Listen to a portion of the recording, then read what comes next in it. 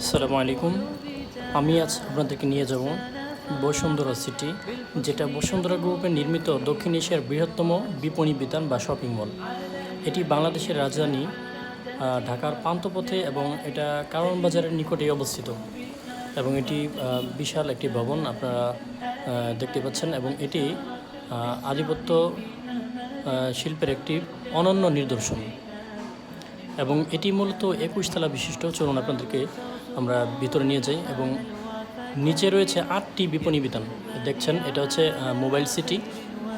আমরা মোবাইল সিটির ভিতরে যাচ্ছি একটি আইফোন কেনার জন্য।